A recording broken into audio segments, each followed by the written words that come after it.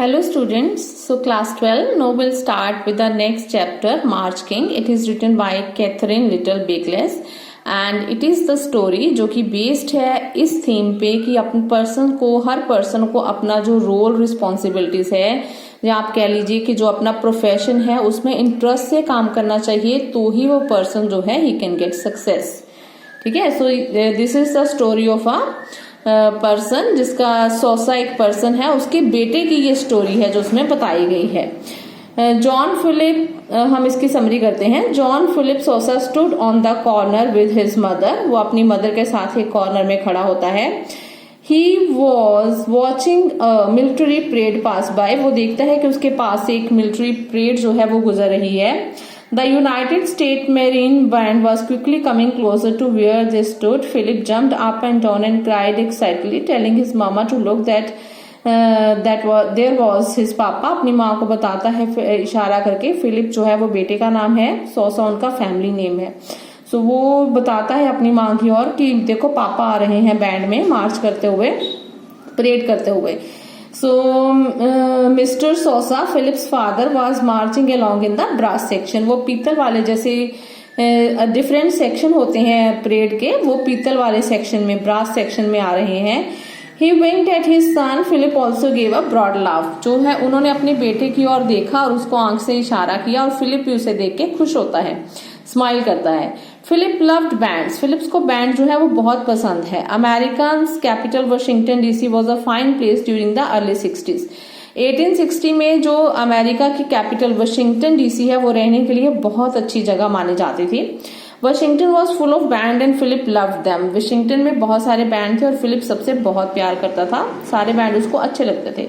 He watched the Marine Band in all its glory. He vowed to become a musician. उसने कसम खाई थी कि वो संगीतकार बनेगा। Soon 7 years old, Philip started to attend a school of music in his neighborhood. फिर उसने म्यूजिक का स्कूल जो था अपने पास उसे अटेंड करना शुरू किया, म्यूजिक सीखना शुरू किया। He liked all his studies, but particularly enjoyed learning to play in the violin. उसे सारी स्टडीज पसंद थी लेकिन सबसे अच्छा उसे लगता था वायलिन प्ले करना। Soon he excelled playing on the violin. जल्दी ही वो वायलिन बजाने में सक्षम हो गया, तैयार हो गया। But he loved to play baseball too. लेकिन उसे बेसबॉल भी बहुत पसंद था। He got into trouble when he was 11 years old because of baseball. उसे जब वो 11 ईयर का था तो इस चीज से उसे प्रॉब्लम हुई कि वो बेसबॉल करे या कौन सी या म्यूजिक में जाए। ठीक है, every year an evening concert was given by the music school. Music school में हर शाम को जैसे कंसर्ट्स कराते हैं वैसे कराए जाते थे। This year Philip had been chosen to play violin solo. उसने सोचा कि इस साल वो अकेला जैसे सोलो परफॉर्म करते हैं, सोलो वायलिन जो है वो बजाएगा। For several months he had earning money on the directing a small band. The thought of playing in the concert didn't make him feel nervous. वो हमेशा सोचता था लेकिन ऐसा सोचने पे उसे कोई घबराहट, कोई नर्वसनेस फील नहीं हुई कि इस बार वो कॉन्सर्ट में परफॉर्म करेगा। On the day of the concert, जब कॉन्सर्ट का दिन था, he played a game of baseball. उसने बेसबॉल की गेम खेली। He was dead tired when he came home in the evening. बहुत थक चुका था जब वो शाम को घर आया। His forehead was covered with dust and his cloth was dusty. उसका माथे पे मिट्टी थी और उसके कपड़ों पे भी डस्ट पड़ी हुई थी। He was feeling hungry. उसे बहुत भूख महसूस हो रही थी, भूख लग रही थी। He felt puzzled by the silence of the house. He ran into the kitchen. घर में कोई नहीं था, चुप्पी थी, शांति थी, देखकर उसे परेशानी हुई। He found that, और वो किचन की ओर भागा। He found some sandwiches and a note left by his mother who had gone at the call of some sick friend. उसने देखा कि उसके घर में सैंडविचेस पड़े हैं और एक नोट लिखा हुआ है माँ ने, और उसमें लिखा था कि वो किसी अपनी बीमार फ्रेंड को देखने गई है, उसकी कोई फ्रेंड बीमार है, मदर उसे देखने गई है। She was to return late in the evening. वो शाम को देर से आएगी। Philip had to go to get to the concert on time. Philip को कॉन्सर्ट पे टाइम पे पहुंचना था। He didn't have a clean white shirt. उसके पास कोई सफेद व्हाइट शर्ट नहीं थी जो कॉन्सर्ट में पहननी थी उसने। He ate a sandwich. उसने एक सैंडविच खाया। He realized that he should tell his music teacher, Professor Stupa. He ran to the school and told Professor Stupa his story about the shirt. वो school की ओर भागा और उसने अपने teacher को बताया। पहले उसने मन में ऐसा सोचा कि मुझे अपने टीचर को बता देना चाहिए कि ऐसे ऐसे मेरे पास शर्ट नहीं है, इसलिए वो स्कूल की ओर भागा और उसने अपने टीचर को वहां पे जाके बताया। He told Philip to get a clean shirt from his wife, और उसके टीचर ने उसे सुजेस्ट किया, कहा कि आप ऐसे करें, घर जाएं और मेरी वाइफ से एक वाइट शर्ट जो है वो लेके पहन लो।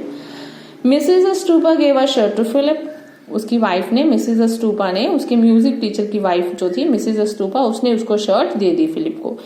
When Philip put it on, he was almost lost in it as it was very large for his size. जब फिलिप ने इसे पहनी तो उसमें गुम सा लगने लगा, जैसे हम बड़े कपड़े पहन के लगता है ना कि बंदा गुम हो गया इसके अंदर, वैसे वो उसको इतनी बड़ी शर्ट आई, उसके माप से ज्यादा थी, तो उसे लगा कि उसमें गुम हो गया।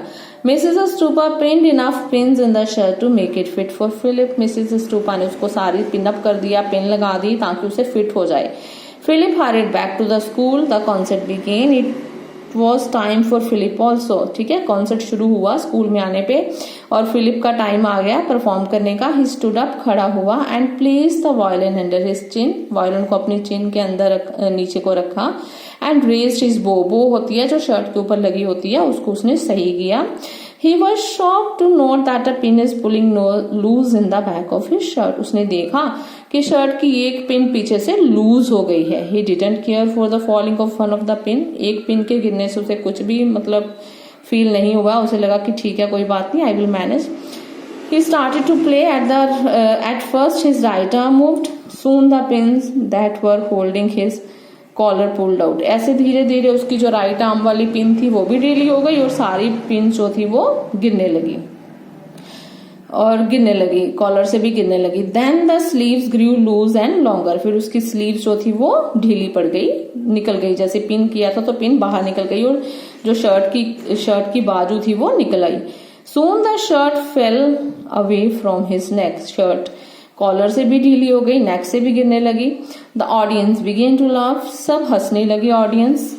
Philip forgot what he was playing and stopped completely, Philip भूल गया जो वो गा रहा था, प्ले कर रहा था, और उसने बिल्कुल गाना बंद कर दिया, स्टॉप कर लिया उसने, और वो स्टॉप हो गया मतलब रुक गया, गाना उसने छोड़ दिया। द डिजास्टर अपसेट हिम, ये जो दुर्घटना थी आप कह लो या ये परेशानी जो थी उसे उसने अपसेट कर दिया।